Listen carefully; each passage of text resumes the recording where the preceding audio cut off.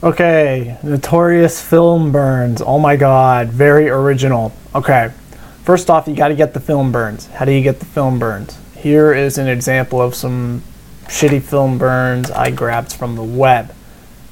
Go to YouTube, film burns. First thing that pops up, film burns. Copy the link. Go to keepvid.com. Paste link, download video, import into Premiere Pro. Whoops, that's happened. One sec. Alright, so you want to use film burns. I'm going to disable these for now.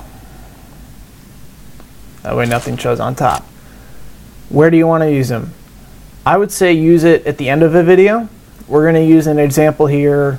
I just threw some clips together, and here's how I would use it. I'm going to play the video.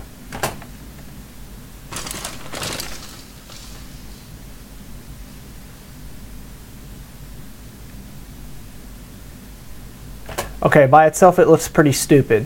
What you want to do is you want to jazz it up with some film burns. Okay, obviously the text doesn't match. What the fuck is this? This isn't a Western. But once we add some film burns, it'll look cool. What you want to do is, at least in my opinion, you want to prepare the viewer that they're going to be witnessing some film burns. So what you want to do is, so we've imported our film burns. Let's go ahead and play a couple of seconds.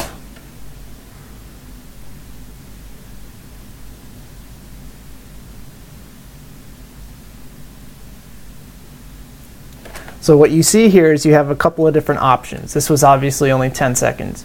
You have pieces of a film burn, for example, right in the middle, and it fades off slowly to pure black. That's the trick, is it's got to be pure black. You can't have it just cut. Now what you want to do is find ones that kind of start slow. Here's an interesting one. I'm going to play it slowly. It fades in. Remember, it's coming in from black. I'm going reverse, forward, reverse, forward. What does that mean? That's how you would open up the film burn. You wouldn't just cut. That's like the shittiest way to do it. So how do I do that? Let's say, for example, we like that. I'm going to mark in, and I'm just going to mark out. I'm going to, God fucking damn it, I hate this program. Hold on. And park it back here if it goes. What the fuck? Okay. I'm sorry, Avid style. I'm used to it. All right, so you've got your film burn here. Now you got to do the blend modes. Click the video file, go up to your effect controls. Opacity, normal, just go with screen, okay? Just deal with it, screen. You want to use screen, it's easy. With that said, what I meant by going back to what I said earlier, you want to prepare the viewer for what they're about to watch. I started off with a little bit of a tease with a little bit of a flicker here. This is before the cut. See how there's a piece here, and then there's a piece here. By doing this, you effectively prepare the viewer for what they're about to see. It just gives it a little hint. And then it goes into the full-blown cut. And as you can see, I've got different chunks. I didn't just plop the video on there. I pulled different chunks from here. So then it goes, Connor Gorman. I also decrease the opacity, that way the text sticks out better. Keep scrubbing. Now before we cut to black, same sort of deal. We're going to prepare the viewer. Since it is the end of the video, we want it to pop and explode. I just did a straight hard cut to a pure white flash, which is probably, I don't know how to match frame in Premiere yet, but it's one of these here. It's probably this one. Like if I play it, it goes straight to flash. I just marked it in there, put it out, it flutters, and then I have it cut again, so it goes to another one that goes almost to blinding white, which is probably, yeah, it's actually the tail end right here, right there. And then it cuts to black, and then to finish it off, you just finish it off with a bit of flutter at the end. And here's the end result.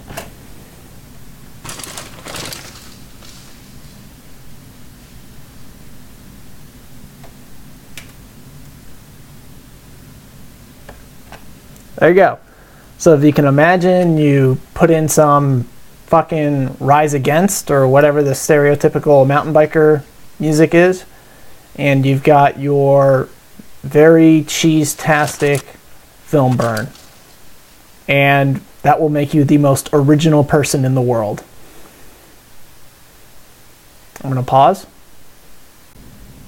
Alright, so here's part 2. Basically what I want to cover here is how you can use smoke, or I guess the proper way to look at it is how you use the opacity of a clip to make a transition. For example, what we're going to do is we're going to start off with this small example of a piece of smoke. Even though it doesn't fully go to dark or fully go to white, we can cheat.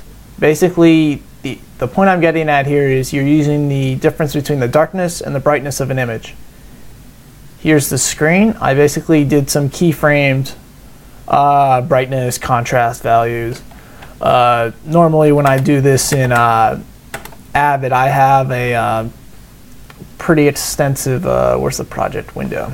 I have an extensive list of different sort of effects that I can use, which are really keyframeable, that comes with the Avid production suite. If I had Boris, it would give me those options, but I don't. I am just using brightness contrast. So basically you keyframe it from going to completely dark to completely white, okay? Without the effect, it's just that, okay? So with that said, in this case what we're going to do is, rather than screen, we're going to go to multiply. Now, why is it multiply? I don't know. I just flipped through them and this one did what I wanted. So here's what happens when you do that. You don't see anything at first. Because we are full darkness, as I scrub, all of a sudden he's appearing out of the smoke. And that's another thing too, is the way to truly know whether something's 100% dark or 100% bright is, I don't know how to do that in Premiere. I'm sure there's scopes, but in Avid I just kind of pull up this shit here, and as I scrub, you know, this is an AMA linked YouTube clip film burn that I haven't composited yet. I mean, it was just, I was going to do this tutorial in Avid, but I should have done it in Premiere. But as you can see, I know how bright, yeah, I know where perfect zero is, but because this is a Rec 709 project, I keep everything between the 16 and 235, so it doesn't go lighter or darker from there. And Avid does this automatically with any sort of AMA project. Like you can see up here, this is technically pure white on YouTube, but Avid is smart enough to know that it's working in a project and it's going to keep it within safe levels. So that's one thing you need to figure out, is figuring out what the maximum brightness and darkness is. That way when you cut away, like I'm having this issue here, you can see near the end there's a jump. And that's because even though I set the brightness and contrast to 100%, it's clearly not 100% because I'm getting this frame jump. And that's what aggravates me sometimes with other programs, is I just don't know. I don't know how to make sure certain things are correct. But with that said, that's how you can do your smoke transition. Let's throw a title under there. Let's copy this title and move it over here, for example. So, wow, that's really shitty. How would I use this? How would I do this?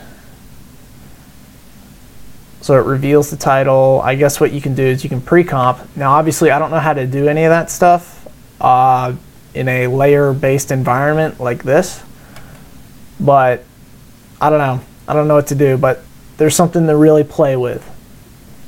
Maybe I add a, god damn it, how do I add a freaking dissolve? How do I, is it right click? There. Okay, so that doesn't quite work. Let's try a different blending mode. Multiply, color burn. Okay, here we go. That's cool. Yay! Color burn. Let's see what color burn looks like under there. Ooh, that looks like shit. But it works for something. So what you got to do is you just got to play around until you like what you see. It doesn't quite work, but it gets the job done. So with that said, hopefully that helps spark some creativity. And then I'm going to show off an Avid to show you how quick it is to just add transitions to top and tail. See, I just added a transition right there. I can even add a transition to all of these if I wanted to by selecting in, out, keyboard, apply to all transition, and boom, size to fit for whatever ones don't work. And just like that, I've added a transition to everything. And doing it here, geez, I guess I could just right click every fucking cut and do that. But no, we have to do it their way. All right, I hope that was helpful. So let me know.